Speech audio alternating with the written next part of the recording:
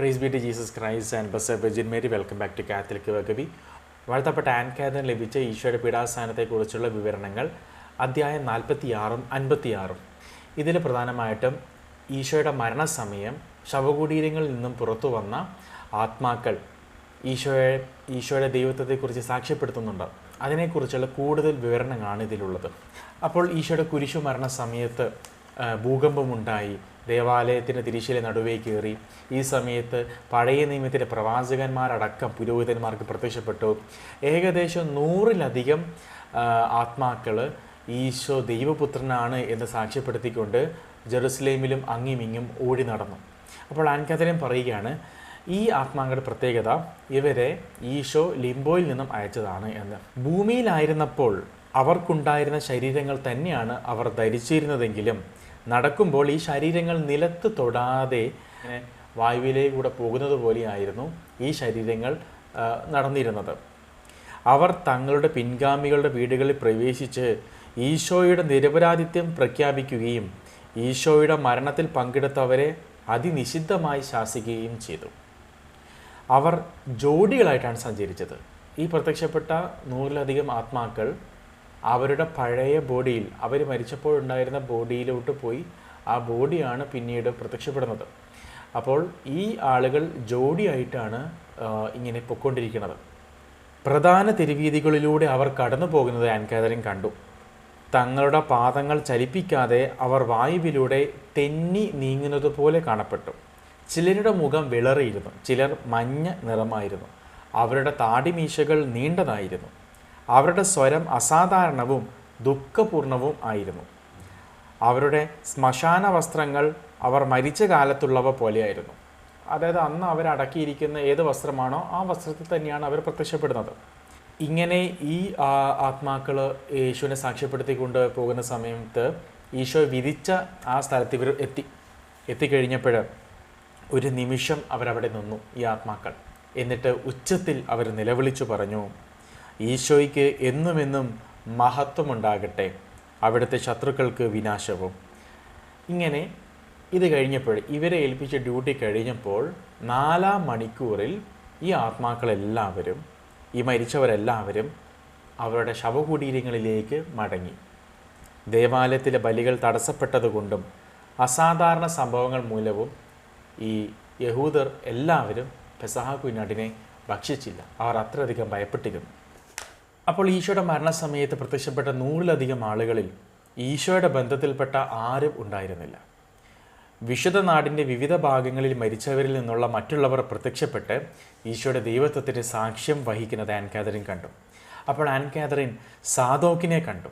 അദ്ദേഹം ഏറ്റവും ഭക്തനായൊരു മനുഷ്യനായിരുന്നു. അദ്ദേഹത്തിൻ്റെ സ്വത്തൊക്കെ അദ്ദേഹം മുഴുവനും പാവങ്ങൾക്ക് നൽകിയിരുന്ന വ്യക്തിയാണ്. അദ്ദേഹവും ഹെബ്രോൻ്റെ പ്രാന്തപ്രദേശങ്ങളിൽ അനേകം ആളുകൾക്ക് പ്രത്യക്ഷപ്പെടുന്നത് ആൻ കാതറിൻ കണ്ടു. ഈ പ്രത്യക്ഷപ്പെടുന്ന ആളുകളെല്ലാവരും നീതിമാന്മാരാണ്, മരിച്ച നീതിമാന്മാരാണ് ഈ പ്രത്യക്ഷപ്പെടുന്നത്. അതായത് അന്ന് ദൈവം പർദീസയിൽ നിന്ന് മനുഷ്യനെ പുറത്താക്കിയതിന് ശേഷം പിന്നീട് ആരും സ്വർഗത്തിൽ പ്രവേശിച്ചിട്ടില്ല. അതുകൊണ്ടാണ് ഈശോ പറയുന്നത്, സ്വർഗത്തിൽ നിന്നും വന്ന മനുഷ്യപുത്രനല്ലാതെ മറ്റാരും ഇതുവരെ സ്വർഗത്തിൽ പ്രവേശിച്ചിട്ടില്ല എന്ന്. ഇനി പ്രവേശിക്കണമെങ്കിൽ ഈ ബലി നടക്കണം, കുരിശുബലി നടക്കണം. അപ്പോൾ ഈ കുരിശുബലി നടന്നു കഴിഞ്ഞാലേ സ്വർഗം തുറക്കപ്പെടുകയുള്ളൂ. അപ്പോൾ ഈശോയുടെ കാലത്തിന് മുൻപ് മരിച്ച നീതിമാന്മാർ, അപ്പോൾ അവരെവിടെയാണ്? അവരൊരിക്കലും നരകത്തിൽ പോവില്ല, കാരണം അവർ നീതിമാന്മാരാണ്. എന്നാൽ സ്വർഗത്തിൽ കയറാനും സാധിക്കില്ല, കാരണം ബലി നടന്നിട്ടില്ല. എന്നേക്കുമുള്ള ഏക ബലി, ക്രിസ്തുവിന് ബലി നടക്കണം. അപ്പോൾ പിന്നെ അവരെവിടെ പോകും? അവർ പോയിരുന്ന സ്ഥലമാണ് ഈ ലിംബോ, അല്ലെങ്കിൽ പാതാളം, അല്ലെങ്കിൽ ഹെയ്ഡ്സ് എന്നൊക്കെ പറയുന്നത്. അപ്പോൾ ഈ സ്ഥലത്ത് ലിംബോ അല്ലെങ്കിൽ പാതാളം എന്ന് പറയുന്ന സ്ഥലത്താണ് ഈശോയുടെ മരണശേഷം ഇറങ്ങിയത്. അതിനെക്കുറിച്ച് നമ്മൾ മറ്റൊരു എപ്പിസോഡിൽ വിശദമായിട്ട് പറയും.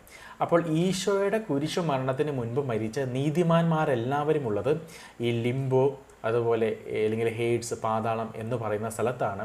അവർ ഈശോയ്ക്ക് വേണ്ടി വെയിറ്റ് ചെയ്യുകയായിരുന്നു.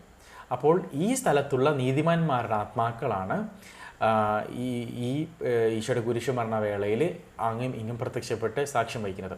അപ്പോൾ ഈ സാദോക്കിൻ്റെ പ്രത്യേകത, ഇദ്ദേഹം ഒരു എസ്സീനിയൻ സമൂഹത്തിൻ്റെ സ്ഥാപകനും ഈശോ ജനിക്കുന്നതിൻ്റെ 1 നൂറ്റാണ്ട് മുൻപ് ജീവിച്ചിരുന്ന വ്യക്തിയും ആയിരുന്നു. അതായത് ഈശോ ജനിക്കുന്നതിന് 100 വർഷം മുൻപ് ജീവിച്ചിരുന്ന വ്യക്തിയുമായിരുന്നു. ഇദ്ദേഹം ഈശോയുടെ ആഗമനത്തെ വളരെയധികം പ്രതീക്ഷിച്ചിരുന്നൊരു വ്യക്തിയായിരുന്നു. ഇതിനെക്കുറിച്ച് അദ്ദേഹത്തിന് വിവിധ തരത്തിലുള്ള വെളിപാടുകളും ലഭിച്ചിട്ടുണ്ടായിരുന്നു. അതുപോലെ മരിച്ചവരിൽ നിന്ന് മറ്റു ചിലർ നമ്മുടെ കർത്താവിൻ്റെ രഹസ്യ ശിഷ്യന്മാർക്ക് പ്രത്യക്ഷപ്പെടുകയും അവർക്ക് നിരവധി തരത്തിലുള്ള മുന്നറിയിപ്പുകൾ നൽകുന്നതും കണ്ടു.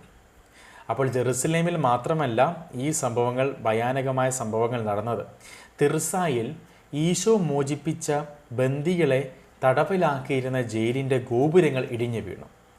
ഈശോ വളരെയധികം സഞ്ചരിച്ചിട്ടുള്ള ഗലീലിയിൽ അനേകം കെട്ടിടങ്ങൾ, പ്രത്യേകിച്ച് നമ്മുടെ രക്ഷകനെ ഏറ്റവും അധികം പീഡിപ്പിച്ച ഫരിസേയരുടെ ഭവനങ്ങൾ നിലം പതിക്കുന്നതും അവരുടെ ഭാര്യമാരും മക്കളും അതിനുള്ളിൽ ഞെരുക്കപ്പെടുന്നതും ആൻകാദരൻ കണ്ടു. ഈ സമയത്ത് ഫരിസേയരെല്ലാവരും ദേവാലയത്തിൽ തിരുനാൾ ആഘോഷിച്ചുകൊണ്ടിരിക്കുന്ന സമയമാണ്. അതുപോലെ ഗനാസറത്ത് തടാകത്തിനടുത്ത് അസംഖ്യം അപകടങ്ങൾ സംഭവിച്ചു എന്ന് ആൻകാദരൻ പറയുകയാണ്. കഫർനാമിലെ അനേകം കെട്ടിടങ്ങൾ തകർന്നു വീണു. ശതാധിപനായ സെറോബാബേലിൻ്റെ മനോഹരമായ ഉദ്യാനത്തിൻ്റെ മുമ്പിലുണ്ടായിരുന്ന പാറകൾ കൊണ്ടുള്ള മതിൽ വിണ്ടുകീറി. തടാകം താഴ്വരയിലേക്ക് കവിഞ്ഞൊഴുകി. അതിലെ ജലം 1.5 മൈൽ അകലെയുള്ള കഫർനാം വരെ എത്തി. എന്നാൽ പത്രോസിൻ്റെ ഭവനത്തിനും മാതാവിൻ്റെ വീടിനും ഒരു കേടുപാടും സംഭവിച്ചിട്ടില്ല എന്ന് ആൻകാദരൻ പറയുകയാണ്. എന്നാൽ മറ്റുള്ളവരുടെ വീടുകളെല്ലാം, പ്രത്യേകിച്ച് ഫരിസേയരുടെ ഭവനങ്ങളെല്ലാം ഇടിഞ്ഞു വീണു എന്ന് ആൻകാദരൻ കണ്ടു. ഈ തടാകത്തിൻ്റെ രൂപം തന്നെ മാറിപ്പോയി. നമ്മളിപ്പം കാണുന്ന രീതിയിൽ ആയി വന്നത് ഈ സംഭവത്തിന് ശേഷമാണ് എന്ന് ആൻകാദരൻ പറയുന്നു. ഗർഗേസായാലും ഗെരേസായാലും കൊറാസീൻ ജില്ല മുഴുവനും പ്രകമ്പനം കൊണ്ട് കുലുങ്ങിയെന്ന് ആൻകാദരൻ പറയുന്നു. ഈശോ 2ാമത്തെ തവണ അപ്പം വർദ്ധിപ്പിച്ച ആ മലയും കുലുങ്ങി. അത്ഭുതം നടന്നതായ കല്ല് 2ആയിട്ട് പിളർന്നു. ഡെക്കാപോലീസിൽ പട്ടണങ്ങൾ മുഴുവനോടെ മണ്ണിൽ തകർന്നടിഞ്ഞു. ഏഷ്യയിലെ പല സ്ഥലങ്ങളിലും ഭൂകമ്പം രൂക്ഷമായി അനുഭവപ്പെട്ടു. അപ്പർ ഗലീലിയിൽ അനേകം ഫരിസേയർ തിരുനാൾ കഴിഞ്ഞ് മടങ്ങി വരുമ്പോൾ അവരുടെ ഭവനങ്ങൾ തകർന്ന് തരിപ്പണമായതാണ് അവർ കാണുന്നത്. അപ്പോൾ ഇത്തരത്തിലുള്ള സംഭവങ്ങളെല്ലാം നടന്നപ്പോൾ ഇവരുടെ ഉള്ളിൽ ഭയങ്കര ഭീതി നിറഞ്ഞിട്ടുണ്ട്. ഇത് കാരണമാണ് പെന്തക്കുസ്ത തിരുനാളിൻ്റെ അന്ന് ഈ വലിയൊരു സംഭവം നടന്നപ്പോഴും ഈ ഫരിസേയരൊന്നും ഇവരെ എതിർക്കാതിരുന്നത് ഈ സംഭവം കാരണമാണ് എന്ന് ആൻകാദരൻ പറയുകയാണ്. ഈശോയെ ബഹിഷ്കരിച്ച നസറത്തിലെ സിനഗോഗിൻ്റെ പകുതിയും തകർന്നു വീണു. അതുപോലെ തന്നെ ഈശോയെ തള്ളിയിടാൻ വേണ്ടിയിട്ട് ഈശോയെ ഒരു മലമുകളിൽ കൊണ്ടുപോയല്ലോ, ആ മലയുടെ ഒരു ഭാഗവും തകർന്നു വീണു എന്ന് ആൻകാദരൻ പറയുന്നു. ഈ പ്രകമ്പനങ്ങളുടെ ഫലമായി ജോർദാൻ നദിയുടെ അടിത്തട്ടിന് വളരെയധികം മാറ്റമുണ്ടായി.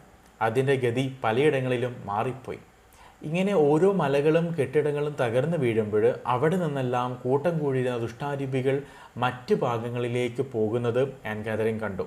പിശാച് ബാധിതരിൽ നിന്നും പിശാച് പുറത്തു പോകുമ്പോൾ ഈ പിശാച് ആവസിച്ചിരുന്ന ശരീരം കിടന്ന് വിറക്കുകയും താഴെ വീഴുകയും ചെയ്യുമല്ലോ. അതുപോലെയാണ് ആൻകാദരന് തോന്നിയത്. ഈ കെട്ടിടങ്ങൾ താഴെ നിലം പതിക്കുമ്പോൾ അവിടെ കൂടിയിരുന്ന ഈ ദുഷ്ടാരൂപികൾ പോകുന്നതായിട്ട് ആൻകാദരൻ കമ്പയർ ചെയ്യുന്നത് പിശാച് ബാധിച്ച വ്യക്തിയിൽ നിന്ന് പിശാച് പുറത്തു പോകുന്നതായിട്ടാണ്. ഈ ദുഷ്ടാരൂപികളും വലിയൊരു ഗർത്തത്തിലേക്ക് എടുത്തു ചാടുന്നതൊക്കെ ആൻകാദരൻ കാണുന്നു.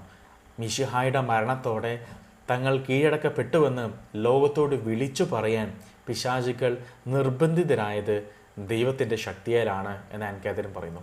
അങ്ങനെ നൂറ്റാണ്ടുകൾക്ക് മുൻപ് മരിച്ച നിരവധി മരണപ്പെട്ട നീതിമാന്മാരായിട്ടുള്ള ആത്മാക്കൾ ഈശോയ്ക്ക് സാക്ഷ്യം വഹിച്ചുകൊണ്ട് ജെറുസലേമിന് ചുറ്റും ഓടി നടന്ന് യേശു ദൈവപുത്രനാണ് എന്ന് ഈ ആത്മാക്കൾ ഏറ്റുപറയുകയാണ്.